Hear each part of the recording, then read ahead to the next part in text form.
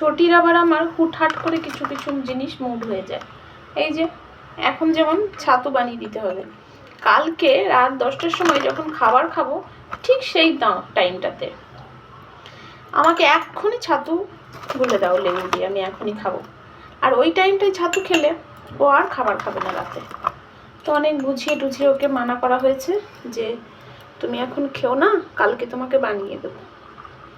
বাবা কালকে তো ভীষণ খাবেই, তখনই চাই, অনেক জিদ করলো, কিন্তু অনেক বোঝানোর পরে শুনলো, কিন্তু সকালে ভুলে গেছিলো।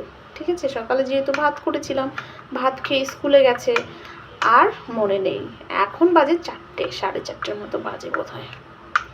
এখন হঠাৎ করে ওর মন হলো যে আমি তো কালকে রাতে ছাতু খাইনি, আমার আজকে এখনই বানিয়ে দাও। আমি একটু ঘুমোতে গেছিলাম, একটু শুতে গেছিলাম আর কি, খাবার টাবার খেয়ে রেস্ট করছিলাম, যে তোর বাবা বাড়িতে নেই, নাহলে তো 4টের সময় উঠে যেতে হয়, তো আজকে একটু শুয়েছিলাম।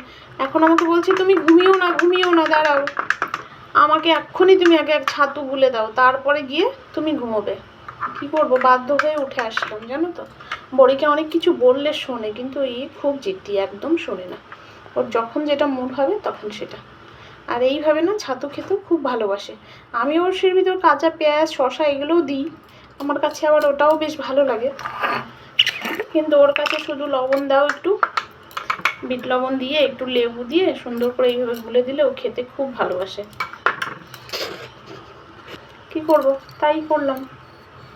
এই লবণগুলো না, বৃষ্টি এত হচ্ছে, 15 দিন ধরে বৃষ্টি হচ্ছে না, ব্ল্যাক সল্টগুলো কেমন একদম মানে নরম হয়ে গেছে, কেমন কি বলবো, নরম নাকি মানে ভিজে ভিজে হয়ে গেছে, ওটাই দিলাম, আর কি করবো।